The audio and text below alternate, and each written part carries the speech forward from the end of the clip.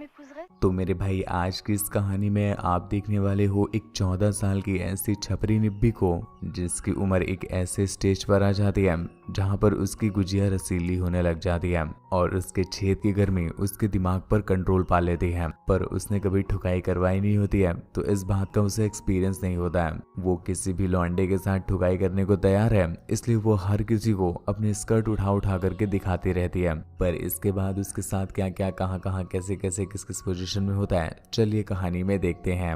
आज की इस मूवी का नाम है आ रियल यंग गर्ल, जो कि रिलीज हुई थी ईयर 1999। दरअसल इसे रिलीज हो जाना था ईयर 1997 में ही। पर इस मूवी में कुछ ऐसे सीन हैं जिन्हें देख करके आपकी भी फट सकती है, इसलिए मैं आपको पहले ही वार्न कर दूं कि अगर आप ऐसी चीजों को दिल, दिमाग, गुर्दे, फेफड़े, किडनी या फिर अपने गुप्तांगों में ले लेते हैं तो प्लीज इस वीडियो को यहीं पर स्किप कर दीजिएगा, क्योंकि ये वीडियो बस एंटरटेनमेंट और एजुकेशनल पर्पस के लिए है और आप में से ही किसी एक भाई की रिकमेंड की हुई है, इसलिए हम इसे एक्सप्लेन कर रहे हैं। और हमारा काम बस मूवी को एक्सप्लेन करना और आपको एंटरटेन और एजुकेट करना है, ना कि आपकी फीलिंग्स के फड़वे लगाना। तो कहानी स्टार्ट होती है और हम एलिस को देखते हैं जो गर्मी की छुट्टियों में अपनी मॉम डैड के पास जा रही होती है। पर इस बीच भी वो बिल्कुल खुश नहीं नजर आ रही थी। दरअसल एलिस अब अपनी उम्र की उस स्टेज पर आ गई है जहाँ पर उसकी गुजिया रोज उससे परेशान करती है और एलिस को दिन भर बस ठुकाई करने का ही मन करता है। उसने घर की ऐसी कोई भी चीजें नहीं छोड़ी हैं जिससे उसने अपने अंदर ना ले रखा हो। एलिस को यहाँ पर इसी बात का बुरा लग रहा था कि अगर वो हॉस्टल में होती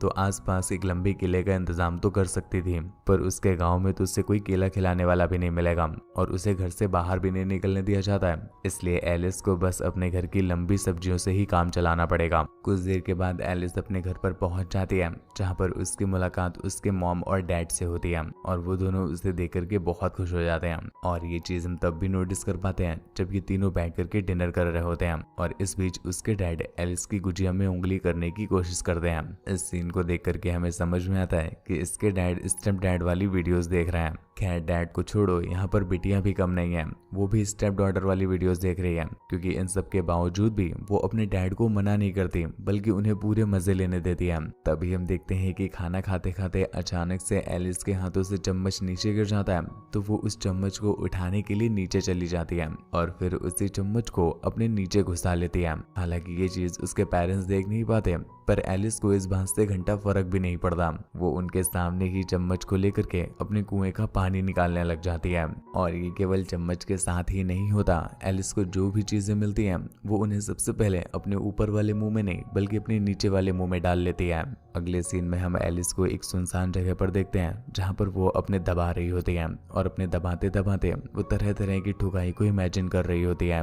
यहाँ पर हम एलिस की तड़प को देख पाते हैं कि वो टांग फैलाकर ठुकना चाहती है पर उसे कोई ठोकने वाला नहीं मिल रहा है, इस वजह से वो काफी तड़प रही होती है। कुछ देर के बाद वो अपने घर पर वापस आ जाती है और अपने रूम में जाने के बाद वो एक एक करके अपने कपड़े उतारने लगती है और अपने बड़े बड़े पपीते और मोटी सी डिक्की को आईने में देखने लग जाती है।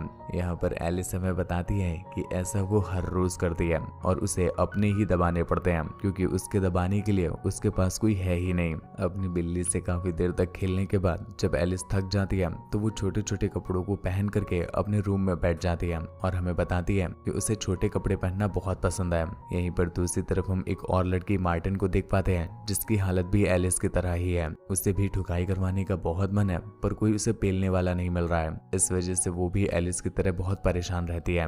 अगले दिन एलिस अपने गार्डन में लेटी होती है और लेटे लेटे एक गाने को सुन रही होती है, पर तभी अचानक से उसकी बिल्ली रोने लग जाती है और वो अपनी बिल्ली के आंसू पोंछने के लिए पास में पड़ी हुई एक बोतल को अंदर घुसा लेती है और उसी के साथ मजे लेने लग जाती है। एलिस खुद को चरम सुख दे रही होती है और तभी उसे मार्टिन याद आती है तो वो उसे इमेजिन करने लग जाती है और वो दोनों एक बीच में पहुंच जाते हैं जहां पर उनकी मुलाकात एक बहुत हैंडसम लड़के से होती है जो उन दोनों की बिना तेल लगाए सूखी ही गेंद मार लेता है। दोनों को एक ही बंदे से ठुकवाने में बहुत मजा आ रहा था और वो दोनों एक दूसरे के साथ फुल कोऑपरेट करती हैं। पर अगले ही पर एलिस का ये ड्रीम टूट जाता है जब उसकी मॉम वहां पर आ जाती है। तो एलिस वहां से उठकर अपने डैड को ढूंढने निकल जाती है, क्योंकि अब उसकी बिल्ली बहुत ज्यादा तड़पने लगी थी और उसे किसी न किसी का चूहा खाना ही पड़ेगा, इसलिए वो अपने डैड को ढूंढ रही होती है। पर तभी उसकी मुलाकात होती है जिम नाम के एक बंदे से। जिम ऑलरेडी मैरिड होता है और उसे उसके डैड ने ही आज यहाँ पर बुलाया है क्योंकि उसके डैड अपना सर्वेंट बदलना चाहते हैं। एलिस जब जिम को देखती है तो उसकी कच्ची में बाढ़ आ जाती है और वो मन ही मन डिसाइड कर लेती है कि अगर वो पिलाई करवाएगी तो बस जिम से। उसी रात जब वो अपने सारे कपड़े उतार करके खुद से ही रसी आ रही होती है तभी वो जिम को याद करने लगती है और इस तरह से उसकी उंगलियों की स्पीड बढ़ जाती है और एक जोरदार फव्वारा निकलता है। जिम को याद करते करते उसने अपने कुएं से पानी तो निकाल दिया पर इस पानी से भी उसकी प्यास नहीं बुझ रही थी, इसलिए वो डिसाइड कर लेती है कि अब वो जिम का लॉलीपॉप लेके ही मानेगी। इसलिए अगले दिन वो अपनी मॉम के पास जाती है और उनसे कहती है कि मैं घर पर बैठे बैठे बोर हो जाती हूँ, अब तुम ही बताओ घर पर बैठे बैठे इंसान उंगली नहीं मारेगा तो और क्या मारेगा, इसलिए प्लीज आप मुझे मेरी पुरानी साइकिल दे दो ताकि मैं बाहर जाकर थोड़ा सा घूम आऊं और मेरा मन भी बहल जाए और 2-4 लौंडे भी ताड़ लूंगी। उसकी मॉम उसकी पुरानी वाली साइकिल निकाल करके उसे दे देती है जिस पर बैठ करके एलिस अपने डैड के ऑफिस की तरफ निकल जाती है।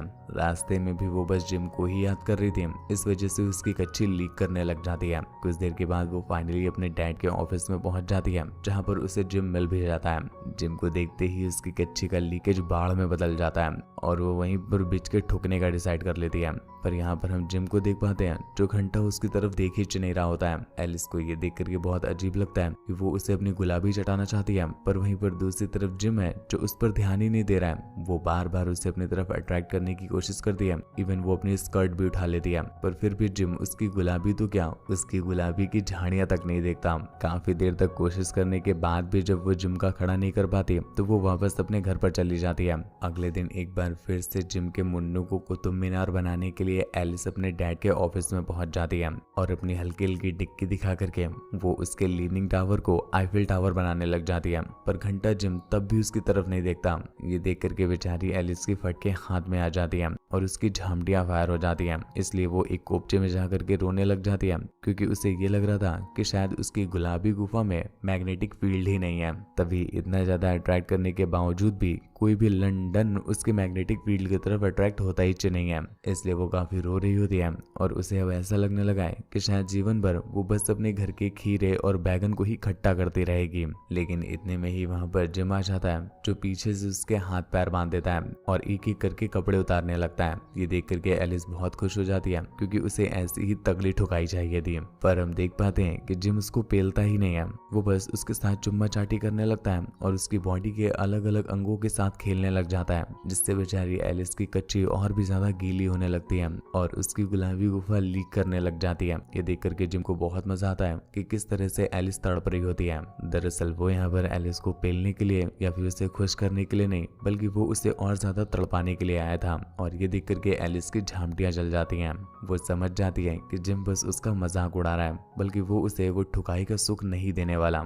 एलिस को ऐसा लगने लगा है कि जिम अब उसकी नहीं लेगा, इसलिए वो अगले दिन कुछ और लड़कों के पास जाती है और उनके पास जाकर के अपनी गुलाबी गुजिया दिखाने लग जाती है। पर तभी एलिस नोटिस करती है कि ये लौंडे तो एक नंबर के परम चादर मोड टाइप के हैं। वो उसके जबरदस्ती पकड़ के हॉर्न दबाने लग जाते हैं और पीछे से उसकी डिक्की खोल देते हैं। यहाँ पर एलिस की एक गहरी ठुकाई हो जाती है पर किसी तरह से एलिस अपनी जान और अपनी गेंद बचा करके वहां से भाग आती है। एलिस समझ जाती है कि ऐसे ही हर किसी के सामने टांगे फैला देना अच्छी बात नहीं है, वरना ऐसे हरामी लौंडे भी मिल जाएंगे जो पलटा पलटा कर पेलेंगे भी और गुफा को गर्म गोदाम बना के भाग जाएंगे। इसलिए अच्छा यही होगा क्यों ना मैं किसी ओल्ड मैन को पकड़ूं जो एक्सपीरियंस भी होगा और उसे गुलाबी मिल भी नहीं रही होगी, तो वो मेरी गुलाबी की चाटा पूछी सफाई भी कर देगा और मुझे पेलम सुख भी दे देगा। इसलिए अगले ही दिन वो एक ओल्ड मैन के पास चली जाती है पर वहां पहुंच करके उसका ठुकाई करने का मन ही नहीं कर रहा होता है। दरअसल उसे ओल्ड मैन के साथ मजा नहीं आ रहा था, इसलिए वो बस उसके साथ चुम्मा चाटी करती है और फिर वहां से 9 to 11 हो जाती है।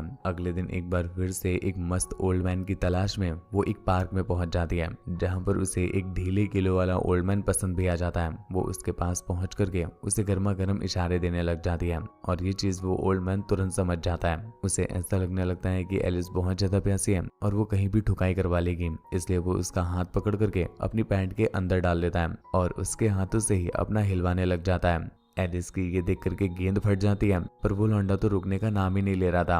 एक तरफ इधर एलिस चीख रही होती है, चिल्ला रही होती है, पर उस लौंडे को घंटा फर्क ही नहीं पड़ता। वो अपनी हाथ गाड़ी उसके हाथों से चलवाता रहता है जब तक वो मंजिल में नहीं पहुंच जाता। भाई साहब, आज जो एलिस के साथ एक्सपीरियंस हुआ है उसकी गेंद फट के हाथ में आ जाती है और अब उसे ऐसा लगने लगा है कि हर लौंडा परम चादर मोद होता है, जैसा कि हर छपरी निब्बी को पहला दिल टूटने के बाद लगता है। इसलिए वो डिसाइड कर लेती है कि उसे लौंडों की जरूरत ही नहीं है, वो घर के किसी भी लंबे सामान से खुद को खुश कर सकती है। इसलिए वो अपनी पुरानी लाइफ में वापस चली जाती है और घर की लंबी लंबी चीजों को चिपचिपा करने लग जाती है। पर सारी कोशिशें करने के बावजूद भी एलिस को वो चरम सुख नहीं प्राप्त हो रहा होता है, इसलिए वो काफी परेशान हो जाती है और फिर से डिसाइड कर लेती है कि एक बार और वो जिम का लॉलीपॉप लेने का ट्राई करेगी। क्या पता इस बार जिम उसे लॉलीपॉप दे दे। इसलिए वो जिम को किसी तरह से बहला फुसला करके बीच के पास लाती है और यहाँ पर टांगे खोल के उसे बीचों बीच जाने के लिए कहती है। जिम ने भी आज 100 mg वाली गोली खा रखी थी, तो भाई साहब वो भी रुकने का नाम नहीं लेता और एलिस के साथ चाटना पूछना और चटकाना स्टार्ट कर देता है। पर जैसे ही बारी आती है चटकाने की, एलिस को पता नहीं क्या होता है, वो अपनी गुजिया समेट करके वहां से भाग जाती है और घर आकर के वो देखती है कि उसके मॉम और उसके डैड लड़ रहे होते हैं। दरअसल उसके डैड अपनी मॉम को चटकाने के साथ साथ एक गुलाबी गुजिया भी चटकाते हैं, जो कि उन्होंने बाहर कहीं छुपा रखी है। पर आज उसकी मॉम को इस बारे में पता चल गया है, इस वजह से वो उसके डैड की गेंद तोड़ रही है। उस रात एलिस शीशे के सामने वो सब कुछ एक बार फिर से कर दिया जो वो हमेशा किया करती थी और फिर से अपनी गुजिया से फव्वारा निकालने के बाद वो सो जाती है। अगली सुबह एक बार फिर से जिम का चूसने के लिए जब वो उसके पास जाती है तो जिम उससे कहता है कि बाबू कब तक चूसती रहोगी, एक बार ठुकाई भी करवा लो ना। तो यहाँ पर वो हर छपरी निब्बी की तरह यही आंसर करती है कि बाबू कहीं तुम्हारी ठुकाई से मेरा पेट भटूरा ना बन जाए। तब यहाँ पर जिम उसे तरह तरह का पेलम ज्ञान देने लग जाता है कि इस दुनिया में रबर के गुब्बारे भी पाए जाते हैं, उनको लगाने से कुछ नहीं होता है। ये सुनकर के एलिस बहुत खुश हो जाती है और वो उससे कहती है कि प्लीज बाबू तुम भी 4-5 हजार वो रबड़ के गुब्बारे ले आओ ताकि तुम मुझे जम के पेल दो। जिम की ये सुन के फायर हो जाती है कि बहन की लोरी इसलिए नहीं दे रही थी। वो उससे कहता है कि चलो ठीक है बाबू, आज रात को मैं तुम्हारी ठुकाई करने के लिए आऊंगा जब मैं रबर के गुब्बारे खरीद लूंगा।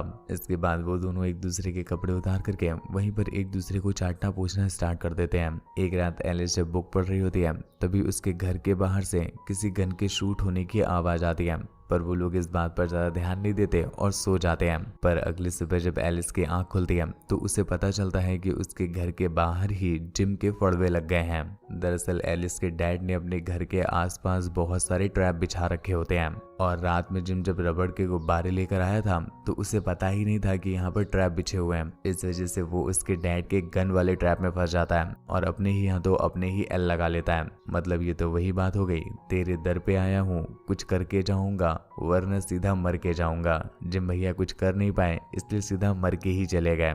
खैर, कहानी आपको कैसी लगी नीचे कमेंट करके जरूर बताना। ऐसी ही और भी ज्यादा इंटरेस्टिंग वीडियोस के लिए चैनल को सब्सक्राइब करना ना भूलें। मुझसे बात वगैरह करनी हो या मुझे देखना चाहते हैं तो आप इंस्टाग्राम पर आ सकते हैं और मूवी को डाउनलोड करना हो तो टेलीग्राम पर आ जाइएगा। सभी का लिंक नीचे डिस्क्रिप्शन में या पिंड कॉमेंट्स में मिल जाएगा। तो आज के लिए बस इतना ही। अपना और अपनी फैमिली का ख्याल रखें। मूवी बस एंटरटेनमेंट पर्पज के लिए थी तो दिल दिमाग गुर्दे फेफड़े किडनी इत्यादि पर मत लीजिएगा। धन्यवाद।